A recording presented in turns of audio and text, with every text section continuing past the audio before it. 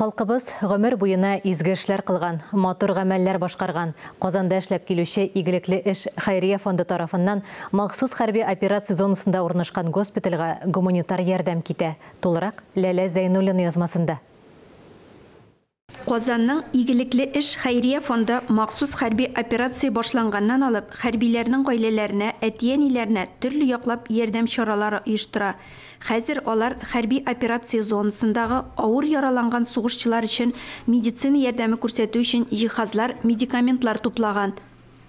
Без инде кичкенәдән күргән сугышның авырлыгын. Шуңа безнең кодда инде ул. Ватан сугышында халык бик каты булышкан сугышка, танкларга акча түләгәннәр, самолетлар сатып алганнар, алтыннарын, байлыкларын биргәннәр, заемнарга түләгәннәр. Безгә дә хәзер бик каты шулай булышырга кирәк. Безгә бик күп акча күчерделәр, организациялар. Менә шуларның акчаларын туплап, җыеп, менә даже менә бу креслолар подарить иттеләр безгә, чтобы фронтка җибәрергә. И аптеклардан сатып алып, менә шуга лекарстволарны без җыйдык инде. Бу 500 меңнән артык булды килеп чыкты бу лекарстволар безнең. Бүген әлеге фонд тарафыннан хәрби госпитальгә гуманитар ярдәм китә.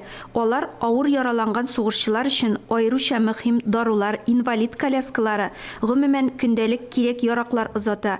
Ярдәм итүчеләр арасында республиканың әйдәп баручы җитештерү оешмалары, аерым кешеләр бар. Бик күп дарулар, бик күп медикаментлар, шприцлар, термометрлар, Аллага шөкер, бөтен берне җыйдык. Бик күп кеше ярдәм итте.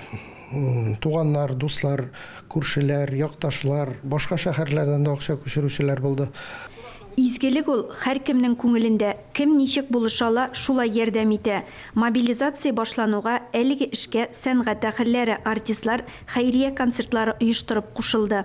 Dünyadагы шушы халәтне, шушы ситуацияны барыбызда җаныбыз белән, йөрәгебез белән аңлыйбыз һәм кулыбыздан килгәнчә һәрберебез ярдәм итәргә без тиешбез, чөнки төрле теге сәясәтчеләр төрлечә сөйлиләр, тик шулай да безнең бер генә юнәлеш, безнең егетләребез анда. Изге эш добро дело дигән хәйрия фондын башлап җибәргәч, мине дә үзенең янына чакырды, Илшат, әйдә бергәләп менә шу изге эшләр белән шөгыльләник дип. Әлбәттә үземнең профессиональ юлым буенча концертлар белән, тамашачы ярдәме белән әкрен генә булдыралганча шушы изге эш добро дело фондына үземнең өлешемне кертергә тырыштым. Яраланган солдатларга татарстанлылар медицина кирәк яраклары белән бер рәттән күңел җылысы өләшүче хатларда юллый. Бу хатны без хәзер җибәргә тиеш фронтка, безнең җегетләребезгә, ул аларга исәнлек саулык теләп кала.